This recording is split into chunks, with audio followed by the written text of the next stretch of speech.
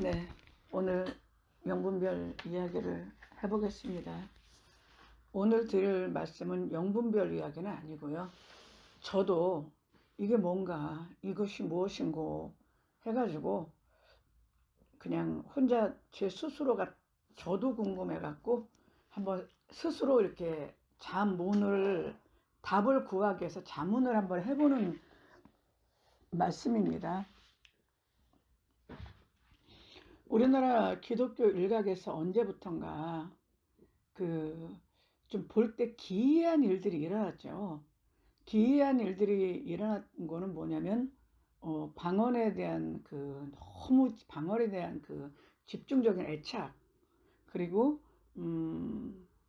기름 부음 사역이라 해서 광란의 신비주의적 열강주의적 집회를 갖는 것, 그리고 또 하나는 예수님의 보혈을 뿌리고 바르고 덮고, 심지어는 예수님의 피를 영으로 꿀떡꿀떡 먹기까지 하는 일이 기독교 일각에서 마치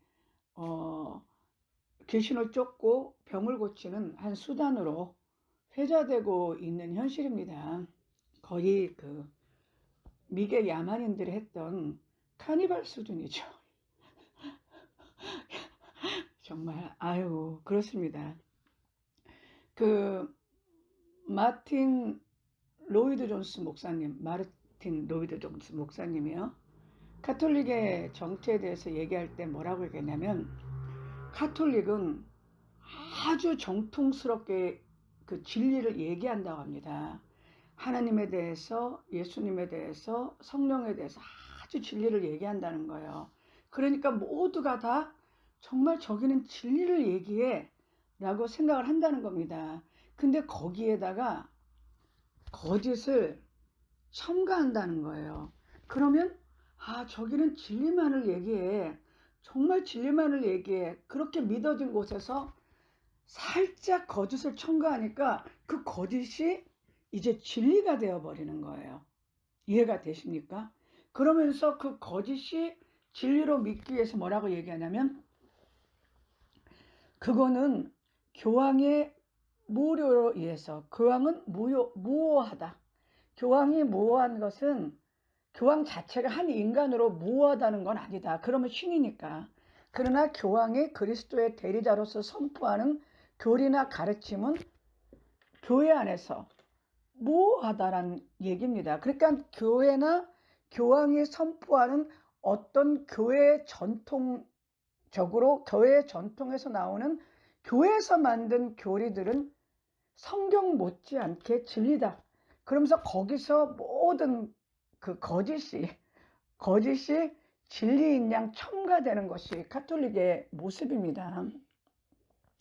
그래서요, 카톨릭은요 아주 정통스러워요.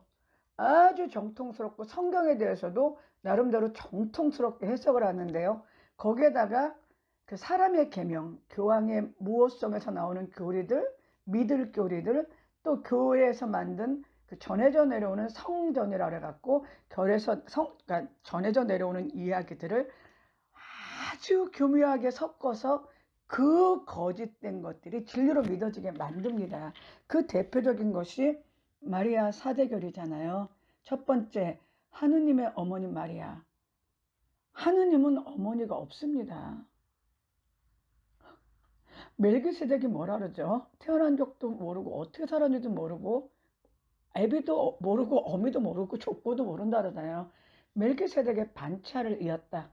그러니까 예수님이 하나님이라 그래서 마리아가 하나님의 어머니가 되는 건 아니에요. 마리아는 인간이기 때문에 인성을 가진 부분에 예수님의 어머니는 될 수 있죠. 그런데 하나님은 신이야. 부모가 없어. 만약에 하느님의 어머니가 있다면 하나님은 창조주가 아니죠. 하나님에 의해서, 어머니에 의해서 피조된 신이 되지 않겠습니까? 그런데 그들은, 예수님은 인성과 신성을 가졌기 때문에 예수님의 인성으로도 마리아는 어머니지만 예수님의 신성을 낳았기 때문에 하느님의 어머니라고 합니다. 가톨릭 신자들은 고스란히 그걸 믿어요. 그렇게 가르치면은 카톨릭을 다니면 누구든지 그렇게 믿게 돼 있어. 네? 그리고 또 하나는 평생 동정녀 마리아. 그러니까 예수님을 낳을 때도 천연막이 안 터지고 낳았다는 거예요. 그리고 돌아가실 때까지 평생 동정 마리아였다. 하느님의 어머니는 그렇게 해야 되기 때문에 남자와 성관계를 갖고 아기를 낳는다는 건 상상할 수 없다는 거죠. 이해가 되십니까? 그래서 그러면 성경에는 이제 예수님의 형제들이 나오잖아요. 유다, 야고보, 요셉, 시므온 같은 4명이 나오고 누나들이 나옵니다. 그들은 누구예요? 그랬더니 가톨릭 일부에서 뭐라고 하냐면 사촌들이야. 그런데 이제 성경을 보면은 누구의 아들 누구라고 얘기하잖아요. 막 족보를 쭉 대지 않습니까? 그런데 왜 예수님의 형제들을 정말 사촌이면 예수님의 누구의 사촌 누구라고 안 하고 왜 바로 이름을 댔겠어요? 그런데 가톨릭에서는 사촌이라고 얘기하고 심지어는 뭐라고 얘기하냐면 요셉이 마리아하고 결혼하기 전에 결혼한 적이 있었다. 그 전처 자식들을 요셉하고 마리아가 데려다 키워갖고 그들이 예수님의 형제로 이름 지어줬다고까지 얘기합니다. 추미애가 그랬죠. 나와갖고 국회 나와서 소설 쓰세요. 그랬잖아요. 정말 종교 안에도 이렇게 소설이 진리로 이렇게 둔갑하는 거를 정말 보게 되네요. 그리고 무염시태 마리아론이 있습니다. 뭐냐면 예수님을 잉태할 때는 성령이 예수님을 잉태할 때는 예수님이 죄가 없어야 되기 때문에 그랬다고 하잖아요. 그러면 마리아가 죄가 있으면 되겠냐? 그러니까 마리아가 잉태될 때 죄가 없었다. 그래갖고 마리아 무염시태라고 얘기합니다. 네, 그것도 성경에는 없고 그냥 카톨릭에서 만든 믿을 교리로 만든 거예요. 그리고 4번째, 몽소승천 마리아. 하나님의 어머니가 어떻게 보통 인간들처럼 땅에 썩어 죽을 수가 있겠냐. 그래서 예수님이 자기 어머니가 땅에 썩어 죽을 수는 없으니까 예수님은 스스로 하늘로 올라가기 때문에 몽소승천이고 마리아는 하늘로 끌려 올려졌기 때문에 몽소승천이다. 그래서 하늘로 끌려 올려진 마리아는 부활했다. 그래서 부활의 첫 열매가 되었고 하나님 우편, 하나님과 예수님 우편에서 우리를 위해서 지금 기도해 주시고 예수님과 함께 공동 구원 사역을 담당하시고 하늘왕후가 됐다고 얘기합니다. 그래요. 그리고 카톨릭에는요, 미사가 있습니다. 미사가요, 내가 뭘 얘기하려다 이렇게 얘기가 길어지지? 미사는 뭐냐면은 예수님의 십자가의 제사를 빵과 피로 재현하는 거예요. 매일 예수님의 십자가에 돌아가신 예수님이 내 살과 피를 먹어라. 그러니까 십자가에 돌아가신 예수님의 희생 제사를 매일 삶에서 성당에서 하는 게 빵과 포도주를 먹는 거. 그러니까 예수님의 희생 제사를 재현하는 게 미사입니다. 근데 문제는 뭐냐면 이 미사에서 진짜 빵과 포도주를 먹으면 빵과 포도주를 먹는 사람이 빵과 포도주는 빵과 포도주인데 그게 실제로 예수님의 피와 살이 거기에 육화되어 있기 때문에 그걸 먹는 사람은 예수님의 피와 살로 바뀐다는 거예요. 그런데 잘못하면은 포도주는 흘리잖아. 그러니까 일반 성도들은 포도주를 못 먹게 하고 사제들만 빵과 포도주를 먹고 일반 성도들은 빵만 줍니다. 그러면 이제 만약에 진짜로 예수님과 살과 피로 바뀐다면 일반 신자들은 피가 없는 사람이 되겠죠. 이해가 되세요? 말 같은 소리를 해야지, 정도껏. 그런데 이제 카톨릭에서 더 재밌는 거는 뭐냐면요, 유물 숭배를 많이 해요. 그러니까 위대한 자들이 행했던 장소, 위대한 자들이 가졌던 물건, 위대한 자들의 육신에는 그들이 하나님께 드렸던 위대한 신앙의 공로와 힘이 들어있다. 그래가지고 유물을 갖기를 되게 원해요. 그래서 마리아에게 나타났던 그 가브리엘의 천사의 날개라고 믿어졌던 유물을 잘 보관했는데 나중에 검사해 보니까 타조털이었대잖아요. 그리고 하여튼 그렇다는 거죠. 그리고 그 로마 군사, 예수님을 그 십자가에 찔렀다는 그 로마 군사의 창이, 롱기누스의 창이래. 그것도 보관하고 있다고 합니다. 그래서 예수님의 십자가의 나무 조각 또 하도 많이 보관해가지고 한 도시의 거리를 그 조각으로 다 채울 수가 있을 정도래요. 이해가 되세요? 그랬는데 그러다 보니까 이 성인들의 뼈를 갖고 있으면 하나님의 은총이 그곳에 임한다고 생각했고요. 가톨릭에서는 성인들의 뼈를 무덤에서 이렇게 파내갖고요, 막 조각내요. 근데 우리나라의 그 조선시대 때 형벌 중에 아주 안 좋은 형벌이 그 육실화란다 그러잖아요. 육실화. 그래갖고 어떤 그 욕쟁이 부모들은요, 자식한테 저 육실화랄 놈 그런다고요. 그 무슨 얘기냐면 6조각으로 찢어 죽일 놈이란 뜻입니다. 육실화리. 네? 그래가지고 옛날에 그 죄인들을 이렇게 소로 양쪽 막 이런 데 묶어갖고 소가 가게 해갖고 뜯어내는 게 아주 그게 안 좋은 형이거든요. 그런데 가톨릭에서는 성인들의 뼈를 무덤에서 캐내가지고요, 6실알이 아니라 1000실알, 1000몇백 실알을 내가지고 자기들이 하나씩 갖고 막 보내요. 그래서 중세 때 가톨릭에서는 그 성인들의 뼈, 그 무덤 도굴자들이 그렇게 많다는 거예요. 왜냐면 그걸 팔아먹으려고. 이해가 되세요? 근데 이제 우리나라에 김대건 신부 있잖아요. 그 김대건 신부가 성인으로 됐잖아요. 가톨릭에서 올렸지 않습니까? 그래갖고 김대건 신부의 뼈가 1000몇 조각으로 잘라졌다는 거예요. 그러니까 김대건 신부는 그냥 졸지에 의문의 일패, 즉 부관참시를 당했죠. 1000몇 조각으로. 그렇다는 겁니다. 근데 그것이 가톨릭에서는 진리로 믿어진다는 거예요. 그리고 진리적인 행위라는 거죠. 이해가 되십니까? 그런데요, 언제부턴가 저는 모르겠어요. 언제부턴가 이제 그 예수피 기도가 있더라고요. 예수피 기도를 하면 귀신이 떠나가기도 하고 병이 낫기도 한다고 하네요. 나도 좀 해봤어요. 안 해본 건 아닙니다. 저도 이렇게 몸이 아플 때 왜 전들 별짓을 안 했겠어?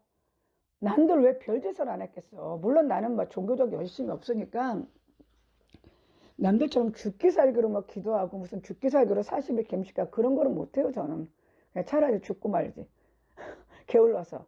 그래도 남들 해본다는 뭐 예수피 기도도 해보고 이랬는데, 이제 문제는 뭐냐면 이 피라는 게요, 피라는 거는 생명의 근원이기도 하지만 공포의 근원이기도 합니다.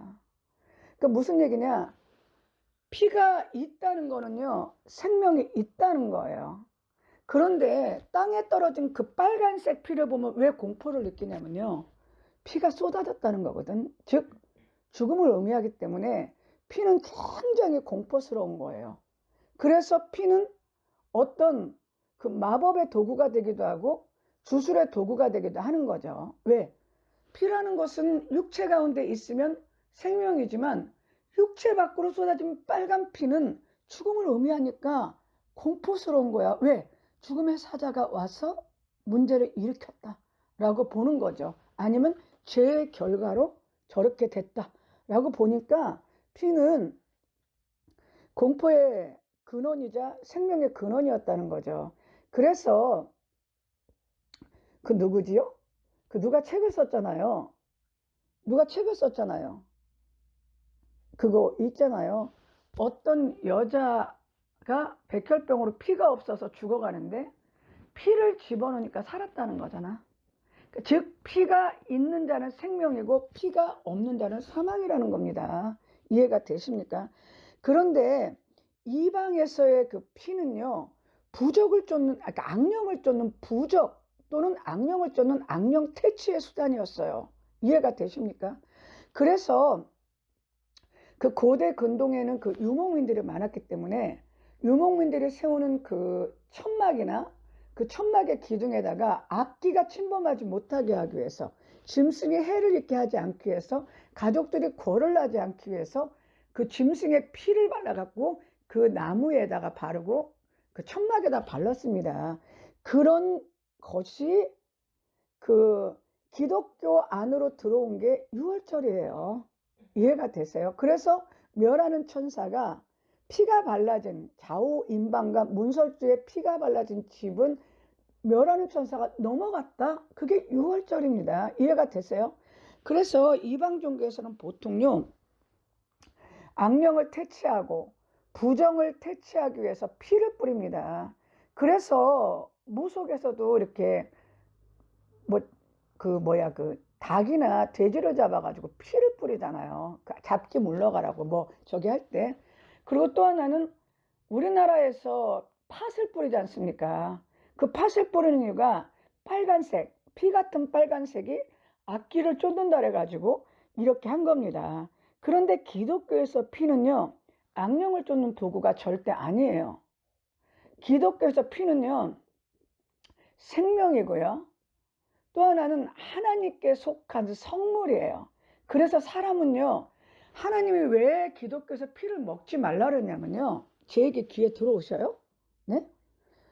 하나님이 왜 피를 먹지 말라냐면요, 첫째, 생명의 근원이기 때문에 먹지 말라 그랬고요. 두 번째는요, 하나님께 속한 성물이었기 때문에 인간이 하나님께 속한 성물인 피를 먹으면 안 된다는 것입니다. 그리고 죽은 자의 그 피 같은 거를 만지지 말라, 시체를 만지지 말라고 한 건 역시 그 피가 쏟아졌기 때문에 쏟아졌다는 것은 죄로 인해서 죽임당했다는 걸 의미하기 때문에 피를 가까이 하지 말라고 한 거예요. 그러면 왜 피가 하나님의 성물이었을까? 그거는요, 하나님이 죄를 사해 줄 때 피로써 죄를 사해 주기 때문에 그래요. 그래서 기독교에서 제사함이 일어날 때는요, 피 흘림이 없으면 제사함이 없습니다. 이해가 되십니까? 그래서 피는 짐승의 피를 뿌려서 사람의 죄를 사하는 모든 것들은 피라는 속죄 수단을 사용하기 때문에 그래요. 그러면 그 피는 하나님께 속한 거야. 왜? 하나님이 그 피를 때문에 속죄해 주기 때문에 그런다는 거죠. 그러면 신약에 와서 예수님이 구약에는 짐승의 피로 속죄 제사를 드렸는데 이제 구약은 신약의 모형이니까 하늘의 참장막은 더 이상 짐승의 피로는 안 되고 매년 드리는 제사를 드려야 되는 연약한 대제사장의 제사로는 안 되고 영원하신 멜기세덱의 단체로 또는 영원하신 하늘의 대제사장이 그 대제사장의 피로 제사를 한 번에 끝낸 것이 예수님의 십자가의 그 희생제사의 사건입니다. 예수님의 정체성을 딱 한마디로 말하면요, 세례 요한이 얘기했잖아요. 보라, 세상 죄를 지고 가는 하나님의 어린 양이라고 얘기했어요. 세상 죄를 지고 간다, 뭐야, 죽어져야 된다는 얘기예요. 어린 양? 왜 어린 양이야? 세상 죄를 지고 죽어야 되는 희생 제물이란 얘기입니다. 그래서 예수님이 십자가에서 피를 쏟은 거예요. 그래서 하나님이 피 흘림을 통해서 인간의 죄를 사해 준 거고, 그렇게 돼서 정결해진 자, 깨끗해진 자만이 하나님께 나갈 수 있는 거예요. 그 영적 원리가 이해가 되십니까? 그런데 문제는 뭐냐면 언제부턴가, 그런데 문제는 이제 그래서 기독교의 예수님의 보혈은 죄를 사하는 하나님의 사랑이고 그 죄인들을 정결케 해서 하나님의 보호자 앞으로 나갈 수 있도록 인도하시는 생명의 길인 것입니다. 그게 기독교의 예수님의 피의 완벽한 해석이에요. 이해가 되세요? 그런데 이제 그 고대나 중세 그 이방 종교, 마녀 종교에서는요, 그 동물을 섬깁니다. 동물을 섬기는 건 왜 동물을 섬기냐면요, 동물에게는 그 신의 큰 힘이 깃들었다고 생각해요. 왜냐하면 동물이 세잖아요. 황소, 들소, 이런 늑대, 이런 것들은 뭔가 신령한 어떤 뱀, 이런 것들은 신성이 깃들어 있다고 생각해갖고요. 그 마녀 숭배를 하는 그 마녀들이 집회에서는요, 광란의 춤과 광란의 그 가무가 진행되면서요, 자기들이 섬기는 신이라고 믿어지는 짐승을 잡아먹습니다. 그래갖고 그 짐승의 피를 먹어요. 그럼 짐승의 피를 왜 먹는지 아세요? 그 짐승의 피 안에는 그 짐승의 힘이 있다. 짐승의 힘의 근원은 그 짐승 안에 있는 신성의 힘이다. 그런데 그 피를 먹으면 나는 그 짐승이 갖고 있었던 신성한 힘, 신의 힘, 짐승의 영적 힘을 갖는다고 생각하고, 그러니까 신과 합이라는 수단으로 피를 먹습니다. 고대나 중세 마녀 숭배하는 데서는요. 이해가 되세요? 네? 그런데 오늘날에는요, 예수님의 피, 즉 인간의 죄를 속하게 하는 하나님의 속죄 수단인 피를 하나님이 직접 육신으로 오셔가지고 대제사장이 되고 당신의 피를 이 세상에 뿌려서 세상 죄를 지고 가게 하셔서 희생 제물이 되게 해가지고요, 인간의 죄를 사해 주시고 그로 말미암아 정결케 된 인간들로 하여금 하나님께 생명을 얻을 수 있는 길을 열어준 게 기독교의 예수님의 피의 공로고 은혜입니다. 그런데 언제부턴가 기독교 안에서 예수님의 피를 마시자 그래요. 예수님의 피를 뿌리고 바르고 덮고 그걸 떠나서 지금 예수님의 보혈을 드릴 테니까 꿀꺽하고 받아 마시라고 얘기합니다. 그랬더니 진짜 꿀꺽 받아 마셨더니 막 안에서 막 내 안에 있는 귀신들이 요동을 하고, 그러더니 막 그날 밤 막 계속 예수님의 보혈을 마십니다. 예수님 보혈을 머리에다 붓습니다. 머리 뚜껑을 열고 예수님의 보혈을 제 몸 안에다 집어넣습니다. 그랬더니 막 그날 밤에 꿈에 막 귀신들이 떠나가고, 아침에 일어났더니 그렇게 안 좋고 막혔던 게 뚫어지고, 또 심지어는 그렇게 예수님의 보혈을 넣습니다. 보혈을 마십니다 하고 막 기도를 했더니 병이 낫고, 심지어는 예수님의 보혈이 들어갈지어다 그랬더니 막 어떤 사람이 그 즉시에 병이 낫는 이런 기이하고 놀라운 일이 일어난다는 겁니다. 지금 이 행위는 가톨릭에서 말한 진리 안에다가 거짓을 섞는 행위와도 다를 게 하나도 없잖아. 예수님의 피인데, 예수님의 피라는 그 진리 가운데 예수님의 피를 교묘하게 병 고치고 악령 쫓는 거로 섞어 넣는 가톨릭의 그 거짓 신앙 체계하고 지금 똑같은 짓이죠. 그죠? 그리고 고대 근동에서 유목민들이 행했던, 또는 고대 민간신앙에서 지금도 우리나라에서 행해지는 악령을 쫓고 부정을 막기 위해서 짐승의 피를 뿌리는 것과 똑같은 거죠. 그리고 몇몇 종교에서 그 카니발, 식인, 그러니까 인간의 살과 피를 먹는 그 행위하고 영적으로 뭐가 다르죠? 그렇지 않습니까? 그리고 심지어는 그 중세 마녀들의 집회에서 강난의 춤과 강난의 음악과 미친 듯이 강강술래 돌듯이 막 밤에 그 짐승이 있는 산에서 막 불을 켜놓고 돌면서 자기들이 신이라고 모시는 짐승을 잡아가지고 그 짐승과 합의한다는 의미에서 피를 먹고 그 짐승의 힘을 내 안에서 연합하겠다고 하는 그 마녀 집단의 행위와 다를 게 뭐가 있습니까? 이해가 되세요? 그런데 문제는 역사가 일어난다는 거야. 또 역사가 일어나니까 속는 거야. 역사가 일어나니까 진짜인 줄 알고 속는 거예요. 그러니까 그 빌 클린턴이 어떻게 대통령이 됐죠? 그 조지 부시 아버지가 걸프전에서 이긴 다음에 재선할 때 그 50대 알칸소 주지사 빌 클린턴이 나와가지고 딱 한마디 했잖아요. 바보야, 문제는 경제야.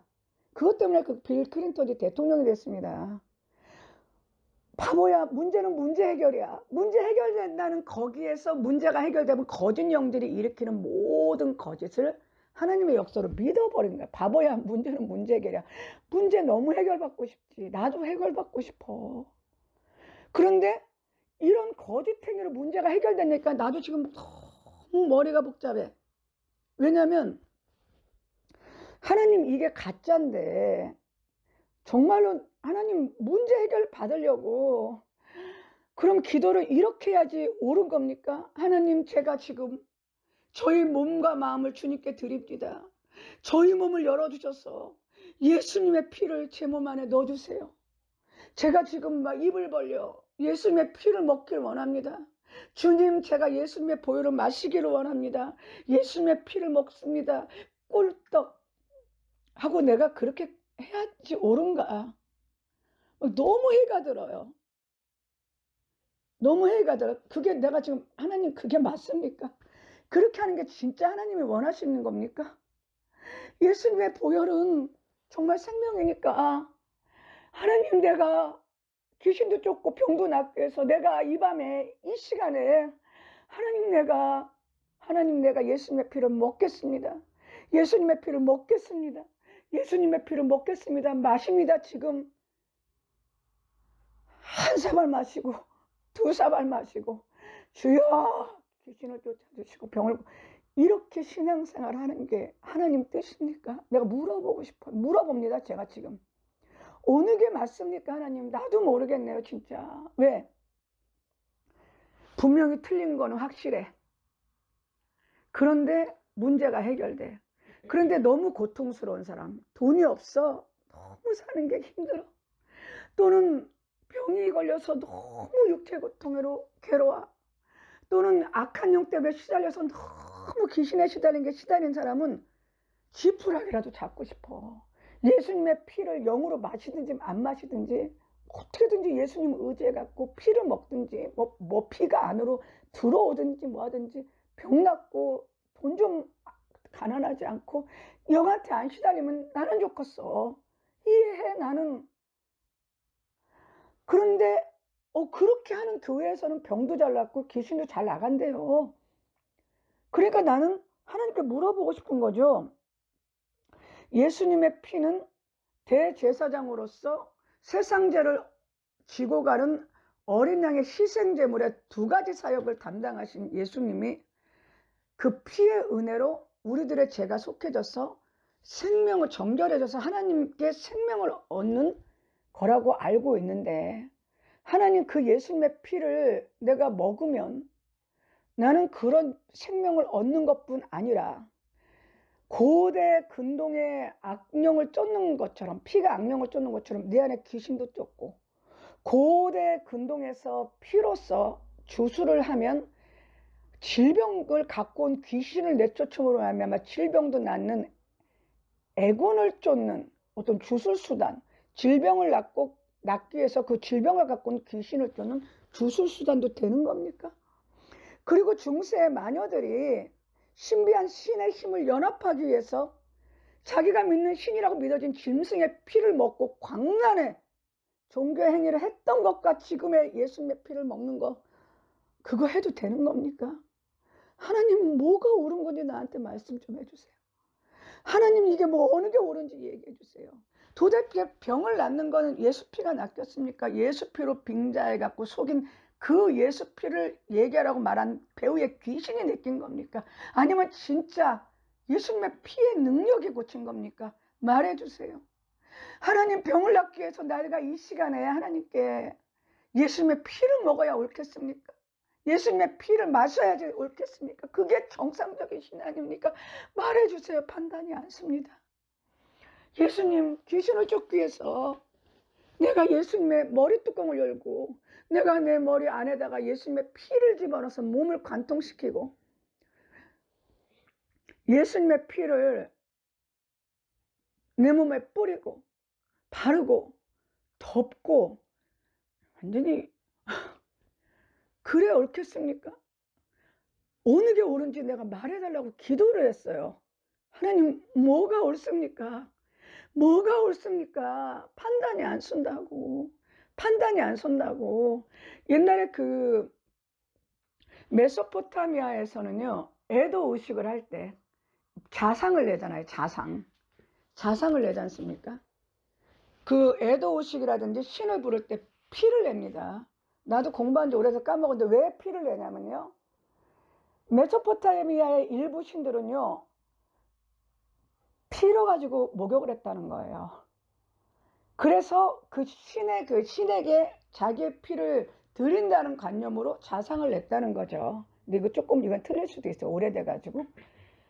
그러면 나를 위해서 십자가에서 죽으신 예수님의 그 거룩하신 생명의 피를 귀신을 쫓고 병을 고치고 문제 해결되기 위해서 내가 나를 뿌리고 바르고 덮고 마시고 머리뚜껑 열어서 부어야 되는 것이 옳은 것인가요, 하나님? 그게 진짜 하나님의 뜻입니까? 오늘날 교회들에서 얘기하는 그게 진짜 하나님의 뜻이에요. 나는 모르겠어요. 말해줘요. 네? 말해주세요. 어느 게 옳은지. 하나님, 가난한 자가 얼마나 가난하면 그걸 하겠어요? 얼마나 돈이 없으면 재정 강사들에게 돈 심으면 돈 난다고, 콩 심으면 콩 나고 돈 심으면 돈 난다는 말 때문에 있는 돈 털어다가 하나님 앞에 헌금하겠어요? 그래갖고 그 재정 사기꾼들 주머니로 들어가겠어요? 네? 얼마나 돈이 없으면, 얼마나 몸이 아프고 얼마나 고통스럽고 힘들면 예수님 피를 마시겠습니까? 얼마나 하나님 주님을 만나고 싶고 주님을 만나고 싶으면 그 말도 안 되는 영들이 떠드는 그 방언, 어떤 종교에서도 하지 않는 그 방언을, 심지어는 오지 부족도 방언을 안 해, 집단으로. 그런데 이게 고등종교라는 세계 최고의 종교잖아요. 그리고 우리나라에서는 기독교가 960만에 카톨릭이 150만입니다. 인구조사 센서스에서 정확히 통계낸 거예요. 1000만 기독교 신자가 있는 나라에서 모이기만 하면은 그 알아들을 수 없는, 지도 못 알아듣고 서로 못 알아듣는 방언으로 떠드네. 이게 뭡니까? 얘기를 해주세요, 하나님. 그리고 너무 자식이 귀신한테 시달려, 본인이 귀신한테 시달려, 어떻게 할 수가 없어.